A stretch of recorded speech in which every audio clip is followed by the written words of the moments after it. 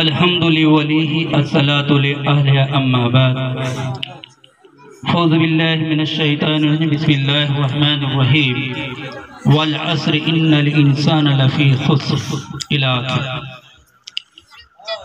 इलाही इल्तजा मेरी करम तू अगर करे, इलाही इल्तजा मेरी करम तू अगर करे, ज़बां पे दे वो बात जो दिल पर असर करे।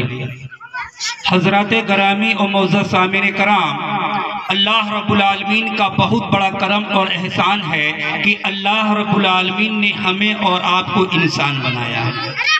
और अल्लाह रब्बुल आलमीन का मज़ीद करम ये हुआ कि हमें और आपको एक ईमान वाले के घर में पैदा फरमाया। और अल्लाह रब्बुल आलमीन का करम ये हुआ कि हमें और आपको उम्मते मोहम्मदिया का हिस्सा बनाया।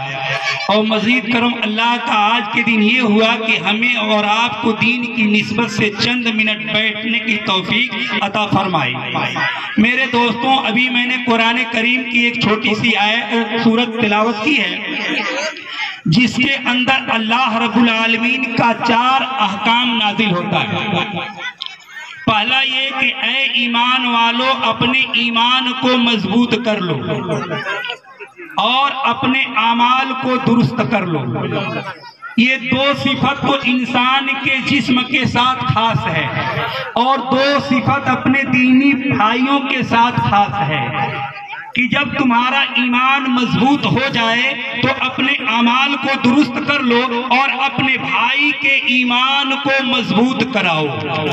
और जब अपने भाई के ईमान मजबूत करा दो तो उनसे ये कहो कि ऐ मेरे भाई, हक पे चलने पे और दीन के रास्ते पे चलने पे बहुत बड़ी दुश्वारियां आती हैं, उस पे सब्र करोगे तो अल्लाह ताला उस पे बेहतर बदला देगा। मेरे दोस्तों, लेकिन ये 4 सिफत है हमारे जिंदगी में, ये 4 सिफत आएगी कैसे? ये बताइए कि हम अपने खेत के अंदर गंदुम बोए हैं तो गन्ना काटेंगे? नहीं। जो बोए हैं वही काटेंगे, इसलिए कि जिस बर्तन के अंदर जो चीज रहती है गिराने पे वही गिरता है। मेरे दोस्तों, आज हमारा हर जगह प्रोग्राम हो रहा है कि अपनी इस्लाह माशरा, लेकिन मेरे दोस्तों, कभी हमने सोचा है कि इस्लाह माशरा हमसे चाहता क्या है? इस्लाह माशरा हमसे चाहता क्या है? उसका गर्ज क्या है? मेरे दोस्तों, अपने अंदर से कमी को निकाल देना और अपने जिंदगी में अच्छी चीजों को, अच्छाइयों को लाना, इसको इस्लाह कहते हैं। मेरे दोस्तों, हमारे जिंदगी के अंदर बहुत सारी कमियां हैं। मैं 2-3 कमियों को मैं गिनाऊंगा, अगर सही है तो इंशाअल्लाह दुआ करें कि अल्लाह ताला आपको भी और हमको भी और पूरे उम्मते मुस्लिमा को इस पे अमल करने की तौफीक अता फरमाए। मेरे दोस्तों, हमारे जिंदगी से 3 चीजें निकल गई हैं। 3 चीजें हमारे जिंदगी से निकल गई हैं। पहला, बिस्मिल्लाह पढ़ने का रिवाज। और ये कैसे आएगा? बात घूम के आ गई तालीम के ऊपर। मेरे दोस्तों, हमारे जिंदगी में अगर इल्म नहीं है तो मेरी और आपकी इस्लाह नहीं हो सकती। मेरे दोस्तों, इस्लाह के लिए इल्म का होना जरूरी है। और इल्म कैसे हमारी जिंदगी में आएगा? जब उसके हम रास्ते अख्तियार करेंगे तब ना। हमारे अंदर इल्म कैसे आएगा? जब हमारे यहाँ का इमाम उम्दा हो, हमारे मुदर्रिस अच्छे हों, बेहतरीन तजवीद पर कुरान पढ़ने वाले हों, उर्दू के कवायद के माहिर हों, तो मेरे दोस्तों, हमारे जिंदगी के अंदर इल्म आएगा और उस इल्म से हम फायदे उठाएंगे। मेरे दोस्तों, बिस्मिल्लाह पढ़ने का रिवाज हमारे जिंदगी से निकल रहा है। मदीना मनौरा के अंदर दस्तरखान बिछाया गया, सहाबा कराम खाने के लिए तशरीफ उस दस्तरखान पे रखे। शैतान ने देखा कि जब बिस्मिल्लाह पढ़ करके सहाबा कराम ने खाना को शुरू किया तो शैतान ने देखा कि चारों तरफ से दीवार मेरे लिए अल्लाह बना दिया है, ये दीवार कैसे तोड़ूं?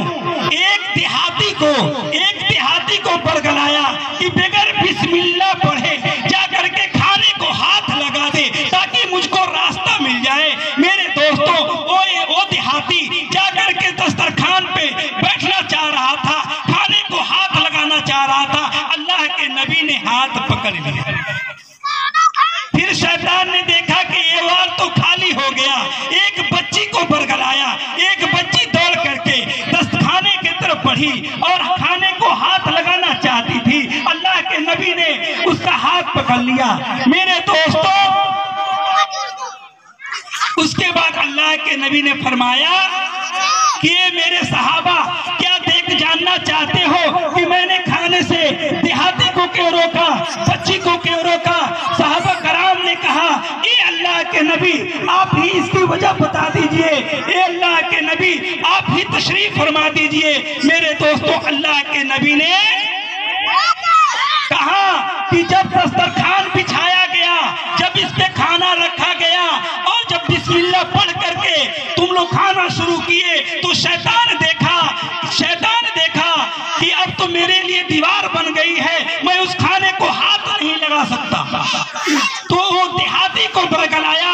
वो देहाती बगैर बिस्मिल्लाह पढ़े खाने को हाथ लगाना चाह रहा था ताकि उसको रास्ता मिल जाए, इसलिए मैंने उसका हाथ पकड़ लिया। मेरे दोस्तों, आज 15 साल 20 साल पहले जाइए, 15 साल 20 साल पहले पीछे जाइए, अम्मा खाना बनाती थी, सब्जी कढ़ाई में डालते हुए बिस्मिल्लाह, दाल चावल को डालते बिस्मिल्लाह, उतारते हुए बिस्मिल्लाह, निकालते हुए बिस्मिल्लाह। लेकिन आज हमारे अंदर इल्म की कमी है, अमल की कमी है। तो मेरे दोस्तों, आज हमारी बेटियां, आज हमारी बहनें, आज हमारी बहुएं खाना बना रही हैं, सर पे दुपट्टा नहीं, सर पे दुपट्टा नहीं, लो रोटी बना रही हैं, मोबाइल पे सीरियल देख रही हैं, मोबाइल पे गाने देख रही हैं। मेरे दोस्तों, कहां से बरकत होगी?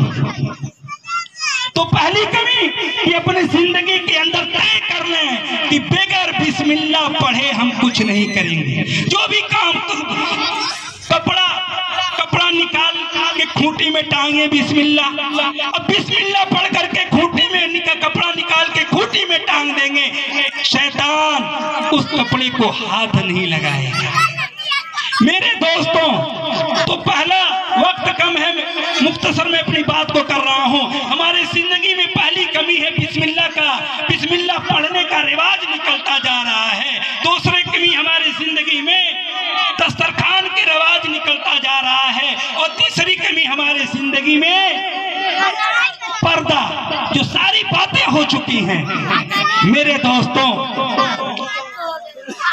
पर्दे का एहतमाम हमारे जिंदगी में आ जाए तो इंशाअल्लाह ये 3 चीजें जो बताया हूं, अगर 3 चीज पे हमारा अमल हो जाए तो इंशाअल्लाह हमारे जिंदगी के अंदर निखार पैदा हो जाएगा। मेरे दोस्तों, नबी पाक सल्लल्लाहु अलैहि वसल्लम के पास एक सहाबी आए और कहे, ए अल्लाह के नबी, मैं 4 बड़ा गुनाह करता हूं, लेकिन 4 गुनाहों में से मैं तय करके आया हूं, आप एक गुनाह से रोक देंगे तो मैं उस गुनाह से आपके सामने तौबा कर लूंगा। मेरे दोस्तों, वो सहाबी से अल्लाह के नबी कहते हैं कि अपने गुनाह को बयान करो। वो सहाबी कहते हैं, अल्लाह के नबी, मैं झूठ बोलता हूं, मैं शराब पीता हूं, मैं चोरी करता हूं, मैं ज़िना करता हूं, ये 4 बड़े गुनाह मैं करता हूं। लेकिन आज मैं तय करके आया हूं कि आप मुझे ये 4 गुनाहों में से जिस गुनाह से रोकेंगे मैं रुक जाऊंगा। मेरे दोस्तों, अल्लाह के नबी थोड़ी देर सुकून, खामोशी अख्तियार किए और उसके बाद अल्लाह के नबी ने कहा, ए मेरे सहाबी, झूठ बोलने से तौबा कर लो। और आज हम, मेरे दोस्तों, याद रखिए, हम हैं। आज हमारा बच्चा फेल हो रहा है तो उसके जिम्मेदार हम हैं। मेरे दोस्तों याद रखिए, अगर एक बच्चा बिगड़ता है तो अपना बदन लेकर के जाता है, एक तालिब इल्म बिगड़ता है तो अपना बदन लेके जाता है, लेकिन एक मुदर्रिस, एक टीचर बिगड़ता है तो पूरा समाज बिगड़ जाता है। आज जरूरत है कि हमारे गांव के अंदर मुदर्रिस हो तो वो नाप तौल करके अच्छे मुकर्रर रखिए और अपने दिलों से कंजूसी को निकाल के फेंकिए। अगर चाहते हैं कि हमारा बच्चा आलिम हो, हमारा बच्चा इंजीनियर हो, हमारा बच्चा IAS PCS बने, आज हमारा बच्चा वकील बने, आज हमारा बच्चा डॉक्टर बने, तो अपने दिलो दिमाग से कंजूसी को निकाल करके फेंकिए और अपनी जिंदगी के अंदर अपनी सोच को बदलिए। अपने गांव के अंदर अच्छा से अच्छा मुदर्रिस रखिए, इंशाअल्लाह गांव के अंदर तब्दीली आ जाएगी। मुदर्रिस की बात आती है, तनी हल्का मुदर्रिस से दे दो, अस्तगफिरुल्लाह, जिसको न अलिफ का पता, न बा का पता, न जबर का पता, न जेर का पता। जेर कहां से निकलेगा, जबर कहां से निकलेगा, जबर को क्या कहते हैं, ऐसे मुदर्रिस को लाकर रख दिए। मेरे दोस्तों, अगर हम चाहते हैं अपने बच्चों की जिंदगी में निखार लाना, अपने बच्चों की जिंदगी में चार चांद लगाना, तो अपने गांव में सबसे पहले अच्छे मुदर्रिस को लाना होगा, ताकि वो बच्चों की बुनियादी तालीम का म्यार बढ़ा सके। और दूसरी बात, अपने जिंदगी में एक चीज और लाइए कि बच्चे के साथ सुबह शाम 10 मिनट का सबक का टाइम दीजिए कि ए मेरे बाबू, ए मेरे बेटे, ए मेरे लाडले, तुम्हारे उस्ताद ने क्या पढ़ाया है, ए मेरे बेटे तू पढ़ के तो सुना दे। टीचर ने क्या होमवर्क दिया है, ए मेरे बेटे ला कॉपी तो दिखा दे। खुद ही बनाते हैं दीवार में सुराख और कोई झांके तो शिकायत कैसी। 6 महीने तक हम बच्चे को कॉपी नहीं देख पाए, किताब नहीं देख पाए, इत्तेफाक से बच्चा आवारा हो गया, नालायक हो गया, फेल हो गया, तो हम कहते हैं नालायक, तुम्हारा खाना बंद कर देंगे, कपड़ा बंद कर देंगे। आज हमारे मुस्लिम महिलाओं से आज उनके साथ गलत व्यवहार किया जा रहा है। आज हमारा बेटा डॉक्टर होता, आज हमारी बेटी डॉक्टर होती, तो आज ये दिन देखने को नहीं आते। इसके जिम्मेदार कौन है? हम और आप। बेशक बेशक हम और आप है। मेरे दोस्तों, हमारे घर के अंदर बेपर्दगी है, बेटी के सर पे दुपट्टा नहीं है, बहू के सर पे दुपट्टा नहीं है, इसके जिम्मेदार हम और आप हैं। आप तो BA पास बहू की तलाश किए थे, कुरान पढ़ने वाली आलिमा बहू की तलाश नहीं किए थे। मेरे दोस्तों, इसके जिम्मेदार हम और आप हैं। आज जरूरत है कि अपने बेटी को आलिमा बनाइए, बेटे को आलिम बनाइए। अगर ये न हो सके, देखिए बात बढ़ती जा रही है, 2-3 मिनट लूंगा। अल्लाह के नबी ने फरमाया, 4 बनो, 5वां मत बनना। 4 बनो, 5वां मत बनना। या तो तुम तालीम देने वाले बन जाओ, यानी मुअल्लिम बन जाओ। अगर ये न हो सके तो तालीम लेने वाला, दूसरे नंबर पे तालीम लेने वाला बन जाओ। अगर ये भी न हो सके तुमसे, तो जो तालीम दे रहा है, जो तालीम ले रहा है, इनका सुनने वाला बन जाओ। अगर ये भी न बन सको, तालीम देने वाला नहीं बन सके, तालीम लेने वाला नहीं बन सके, सुनने वाला नहीं बन सके, तो इनसे मोहब्बत करने वाला बनो। 5वां मत बनना। 5वां क्या? इनसे नफरत मत करना।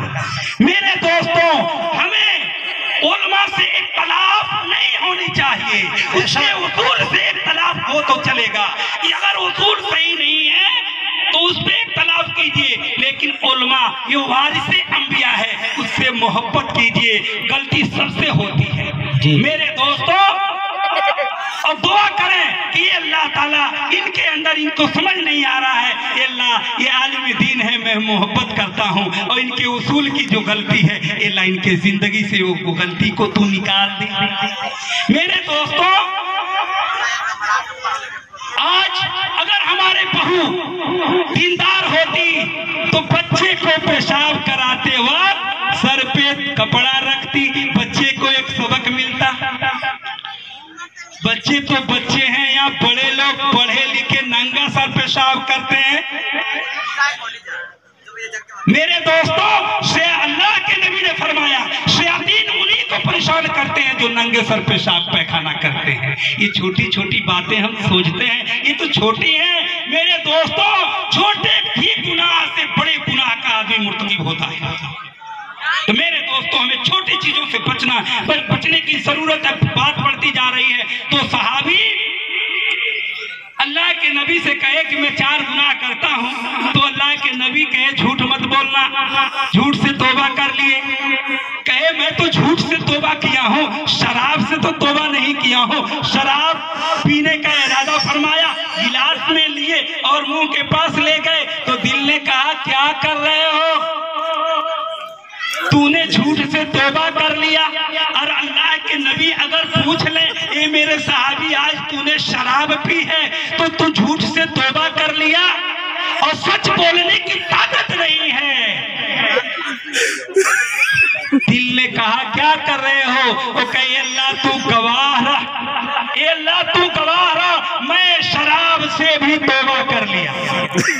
अल्लाह चोरी करने गए, दिल ने कहा क्या कर रहे हो, वो कहे कि झूठ बोलने से तौबा किया हूँ, चोरी से तो तौबा नहीं किया हूँ। चोरी करने जा रहे हैं, दिल कह रहा है क्या कर रहे हो, तूने झूठ बोलने से तौबा कर लिया। ए अल्लाह के नबी आज से मैं झूठ नहीं बोलूंगा।